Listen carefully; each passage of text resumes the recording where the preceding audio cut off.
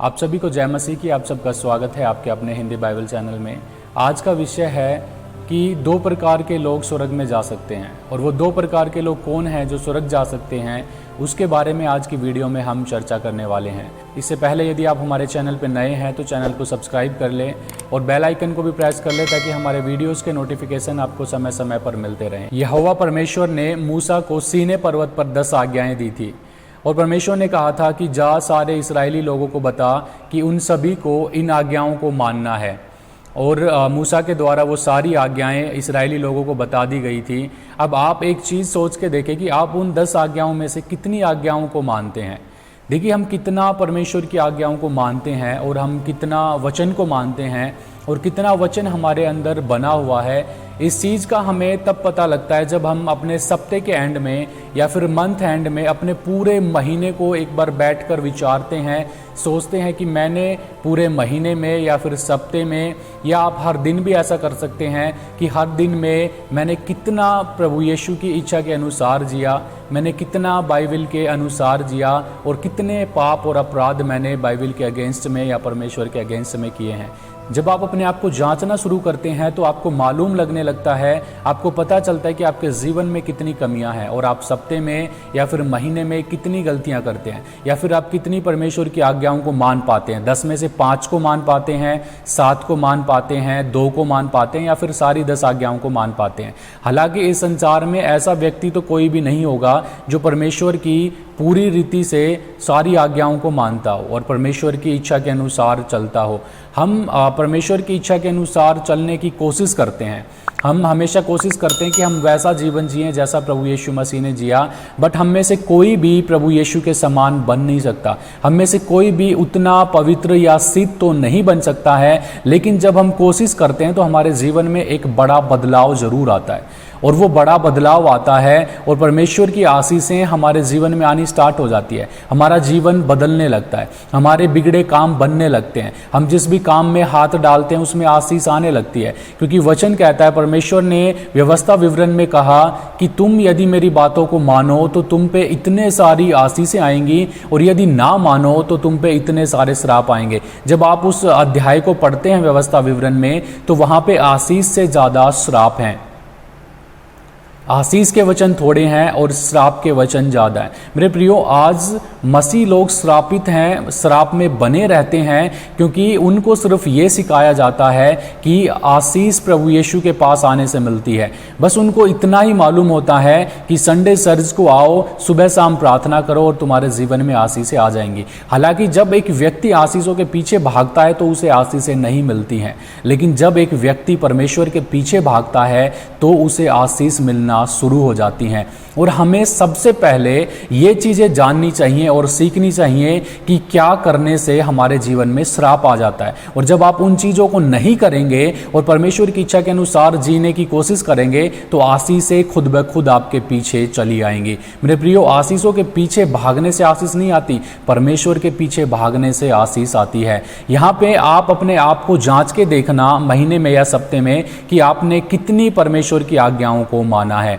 इस संसार में 2 प्रकार के लोग स्वर्ग जा सकते हैं, उसके बारे में हम चर्चा करेंगे। उसमें पहला है जो एकदम सिद्ध हो, जो परफेक्ट हो, जिसमें कोई भी कमी ना हो। अब आप में कितनी कमी है ये आप तब जानेंगे जब आप अपने आप को जांचना स्टार्ट करेंगे। आपने पिछला सप्ताह कैसे जिया है, आप शाम को बैठना और सोचना विचारना कि पूरे सप्ताह में आपने कितनी परमेश्वर की आज्ञाओं को माना, आप कितना प्रभु यीशु की इच्छा के अनुसार चले हैं। इस प्रकार से आपको पता चलेगा कि आप किस लेवल पे हैं और आप परमेश्वर की आज्ञाओं को कितना मानते हैं। इस संसार में कोई भी व्यक्ति सिद्ध नहीं है। वचन कहता है, यदि कोई कहे कि मैं सिद्ध हूं तो वो अपने आप को धोखा देता है। हालांकि आपको इस संसार में ऐसे बहुत सारे लोग मिल जाएंगे जो ये दावा करेंगे कि मैं सिद्ध हूं, मैं परफेक्ट हूं। क्योंकि आपने देखा होगा, मैंने काफ़ी ऐसे भाइयों को, बहनों को देखा है कि वो 41 उपवास रखते हैं। ये सोचकर कि प्रभु यीशु मसीह ने 40 उपवास रखे थे तो मैं 41 उपवास रखता हूँ। क्या हम 41 उपवास रख कर यीशु से ऊपर हो जाएंगे? क्या यीशु से हम ज़्यादा महान हो जाएंगे या फिर हम यीशु के तुल्य हो जाएंगे? मैं अक्सर कलीसिया में विश्वासियों को सिखाता हूँ कि जब आप प्रभु यीशु के जीवन से कुछ कॉपी करना चाहते हैं तो आप ये ना सोचें कि प्रभु यीशु ने 40 उपवास किए तो मैं 41 उपवास करूँ। आप उसके जीवन को कॉपी करें कि प्रभु यीशु मसीह का जीवन कैसा था। वो सारे ब्रह्मांड का मालिक था, लेकिन फिर भी उसने अपने आप को इतना नम्र और दीन बना लिया। दीनता हमें उसके जीवन से सीखने को मिलती है। क्या आप नम्र और दीन हैं? प्रभु यीशु मसीह के गाल पे चाटा मारा गया, उसके मुंह पे थूका गया। लोग थप्पड़ मार के उससे पूछते हैं कि भविष्यवाणी करके बता कि किसने तुझे थप्पड़ मारा है। वो ब्रह्मांड का मालिक जिसने आकाश और पृथ्वी को बनाया, जो सब कुछ कर सकता है, जो मुंह से बोलता है, शब्दों से ही सब कुछ घटित हो जाता है। उस परमेश्वर ने अपने आप को इतना नम्र और दीन बना लिया मेरे और आपके लिए, और वो सब कुछ सह लिया। क्या हम अपने आप को उतना नम्र और दीन बनाते हैं? प्रभु यीशु मसीह के जीवन से ये कॉपी करें, अपने आप को नम्र बनाएं। प्रभु यीशु मसीह इस संसार में रहा, इस संसार में जिसमें सारे पाप होते हैं, जिसमें हर प्रकार के लोग होते हैं, जिसमें चोरी है, व्यभिचार है, गलत विचार हैं, गंदी सोच, गंदी नज़र, हर एक प्रकार के व्यभिचारी, हर एक प्रकार के पापी इस संसार में हैं। और प्रभु यीशु मसीह इस संसार में रहा, उन लोगों के बीच में ही रहा और एकदम सिद्ध बनकर रहा। एकदम पवित्रताई का जीवन उसने जी के दिखाया। वो हमारा रोल मॉडल है। जैसे वो इस संसार में रह के पवित्र बन के जिया, वैसा ही वो मांग करता है हर एक उस व्यक्ति से जो प्रभु यीशु को स्वीकार करता है। प्रभु चाहता है कि वो भी पवित्र बने, क्योंकि लिखा है कि जैसे तुम्हारा परमेश्वर पवित्र है, वैसे वो चाहता है कि उसके पास आने वाला प्रत्येक व्यक्ति भी पवित्र हो। मेरे प्रियो, इस संसार में कोई सिद्ध नहीं है।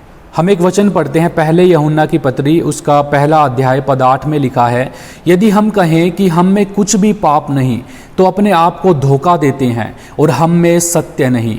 उसका 9 पद, यदि हम अपने पापों को मान ले तो वह हमारे पापों को क्षमा करने और हमें सब अधर्म से शुद्ध करने में विश्वास योग्य और धर्मी है।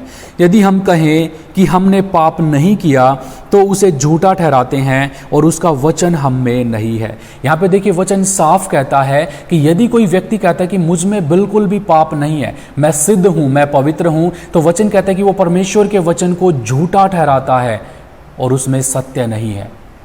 मेरे प्रियो, कोई भी सिद्ध नहीं है संसार में।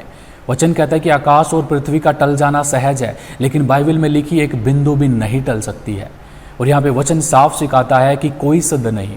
और वचन कहता है कि हर एक व्यक्ति ने पाप किया है, इसलिए वो परमेश्वर की महिमा से रहित है। यानी इस संसार में कोई नहीं कह सकता कि मैं सिद्ध हूँ, मैं पवित्र हूँ और अपने बलबूते पे, अपने अच्छे काम करके, अपने धर्म के काम करके मैं स्वर्ग जा सकता हूँ। ऐसा कोई भी व्यक्ति नहीं है जो अपने धर्म के कामों से स्वर्ग जा सके। तो अब दूसरा ऑप्शन बचता है कि दूसरा ऑप्शन क्या है कि दूसरे प्रकार के लोग जो स्वर्ग जाएंगे। मेरे प्रियो, दूसरे प्रकार के लोग हैं जिनके पाप अनुग्रह से क्षमा कर दिए गए हों। जिनके पाप अनुग्रह से क्षमा कर दिए गए वो स्वर्ग में जा सकते हैं। वचन कहता है कि हम अपने अच्छे काम करके या फिर हम कितनी भी भलाई करके, दान पुण्य करके हम स्वर्ग में नहीं जा सकते। जिसके पाप अनुग्रह से क्षमा हो, जिसके ऊपर अनुग्रह किया जाए, केवल वही स्वर्ग में जा सकता है। हम एक बाइबल आयत पढ़ते हैं,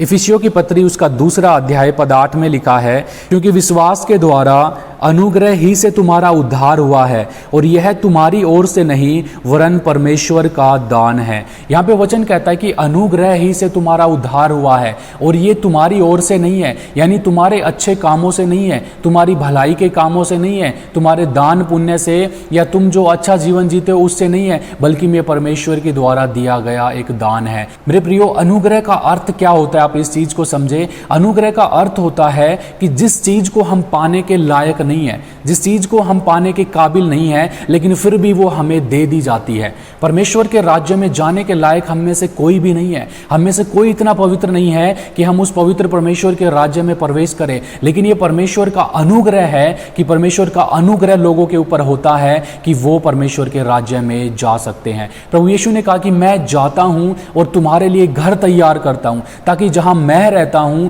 वहां पे तुम भी रहो। प्रभु यीशु मसीह चाहता है कि हर एक व्यक्ति जो जो उसके पीछे चलता है वो वहीं रहे जहाँ पे प्रभु यीशु मसीह रहता है, लेकिन उसके राज्य में वही प्रवेश कर सकता है जो परमेश्वर की आज्ञाओं को मानता है, जिसके अनुग्रह के द्वारा पाप क्षमा किए गए हो। मेरे प्रियो, परमेश्वर का अनुग्रह हम पे कब होगा? जब हम अपने पापों का अंगीकार करेंगे और प्रभु यीशु पे विश्वास करेंगे, प्रभु यीशु मसीह के सामने आएंगे, घुटने टेकेंगे और कहेंगे कि प्रभु मैंने तेरे विरुद्ध में पाप किया है, तू मुझे क्षमा करे। मुंह से अंगीकार करके कहेंगे कि प्रभु मैं तुझ पे विश्वास करता हूं कि तू ही उद्धार करता है, तू ही सब कुछ कर सकता है। उस व्यक्ति के ऊपर अनुग्रह किया जाएगा और वो परमेश्वर के राज्य में प्रवेश करने पाएगा। मेरे प्रियो, इस चीज को आप हमेशा अपने दिमाग में रखें कि हमारे अच्छे काम हमें स्वर्ग तक नहीं लेके जा सकते, हमारे दान पुण्य हमें स्वर्ग तक नहीं लेके जा सकते, हमारा कोई भी काम जो हमें लगे कि जो हमें बेहतर बनाता है वो हमें स्वर्ग तक लेकर नहीं जा सकता।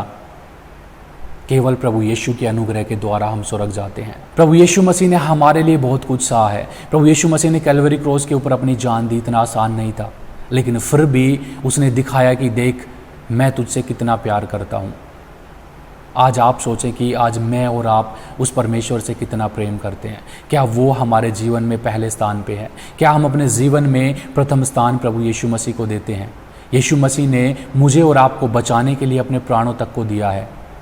वो आकाश और पृथ्वी का करता है, जिसके शब्दों में इतनी सामर्थ्य है, जो मुर्दों से कहता है उठ तो वो उठ खड़े होते हैं, जो भी उसके मुंह से निकलता है वो घटित हो जाता है। क्या आपको लगता है कि कोई भी व्यक्ति उसकी इच्छा के बिना उसे मार सकता था? उसकी इच्छा के बिना उसको क्रूस के ऊपर चढ़ाया जा सकता था? उसकी इच्छा के बिना क्या कोई उसको कोड़े लगा सकता था? जब सैनिक उसे पकड़ने के लिए आए थे, पतरस ने एक सैनिक का कान काट दिया, लेकिन यीशु ने क्या कहा? जो तलवार से मारता है वो तलवार से मरेगा। और कहता है कि क्या तू नहीं जानता कि मैं पिता से कहूं तो मेरा पिता सेनाएं भेज देगा स्वर्गदूत की। लेकिन यदि प्रभु यीशु मसीह अपने पिता की सेना को बुलाता, यदि उन स्वर्गदूतों की सेना को बुलाता, तो आज मैं और आप स्वर्ग में नहीं जा पाते। आज मेरे और आपके पास में वो मार्ग नहीं होता जो आज हमारे पास मार्ग है। प्रभु यीशु मसीह ही मार्ग है, सत्य है और जीवन है। बिना यीशु के द्वारा कोई भी स्वर्ग में नहीं जा सकता है। वही मात्र एक मार्ग है जो यीशु मसीह को स्वीकार करता है अपने उद्धारकर्ता के रूप में, जो प्रभु यीशु मसीह को स्वीकार करता है अपने उद्धारकर्ता के रूप में और मुंह से अंगीकार करता है कि यीशु ही प्रभु है, उसके ऊपर अनुग्रह किया जाएगा, उसके पाप अनुग्रह से क्षमा किए जाएंगे और वही व्यक्ति परमेश्वर के राज्य में जाने पाएगा। मेरे प्रियो, अपने आप को नम्र बनाओ, दीन बनाओ, यीशु मसीह के स्वभाव को अपने अंदर लेके आओ। जैसे प्रभु यीशु मसीह ने इस संसार का उद्धार करता है, वो इस ब्रह्मांड का मालिक है, वो सब कुछ बनाने वाला है, वो परमेश्वर का प्रिय पुत्र है वो, लेकिन फिर भी उसने सब कुछ सह लिया। आप भी सहें उसके लिए, क्योंकि वचन कहता है कि यदि मेरे नाम से तुम्हें कोई सताए तो तुम दुखी मत हो, लेकिन आनंद मनाओ, क्योंकि स्वर्ग में तुम्हारे लिए बड़ा प्रतिफल रखा हुआ है। मेरे प्रियो, यदि आप स्वर्ग जाना चाहते हैं तो परमेश्वर की आज्ञाओं को माने। परमेश्वर ने अपने वचन को अपने नाम से भी बढ़कर महत्व दिया है, क्योंकि ये परमेश्वर है। क्योंकि लिखा है पहला यूहन्ना पहला अध्याय पहले पद में, आदि में वचन था, वचन परमेश्वर के साथ था और वचन ही परमेश्वर था। ये जो बाइबल है ये घरों में सजा के रखने के लिए नहीं है, ये परमेश्वर का जीवित वचन है जिसके साथ हमें समय बिताना है। जब हम वचन के साथ समय बिताते हैं, हम परमेश्वर के साथ समय बिताते हैं। और अपने आप को जांचना आप शुरू करें। जब आप अपने आप को जांचना शुरू करेंगे तो आपके जीवन की कमियां बाहर आएंगी और आप जान पाएंगे कि आप में कितने पाप हैं। यदि हम कहते हैं कि हम में कोई भी पाप नहीं और हम सिद्ध हैं, तो हम अपने आप को धोखा देते हैं और परमेश्वर का वचन हम में नहीं है। क्योंकि वचन कहता है कि यदि कोई व्यक्ति कहे कि मैं सिद्ध हूँ, मैं पवित्र हूँ, मुझ में कोई पाप नहीं, तो वो परमेश्वर के वचन को झूठा ठहराता है और परमेश्वर का वचन सत्य है। इसलिए आप परमेश्वर के सामने आए, अपने पापों का अंगीकार करें और परमेश्वर से कहें कि परमेश्वर तू मुझ पर अनुग्रह कर। मुझ से अंगीकार करें कि यीशु ही प्रभु है, तो आप पे अनुग्रह किया जाएगा। और जिस पे अनुग्रह किया जाएगा, जिसके पाप अनुग्रह से क्षमा होंगे, वो परमेश्वर के राज्य में जरूर प्रवेश करने पाएगा। परमेश्वर आप सबको आशीष करे। सबको जय मसीह की।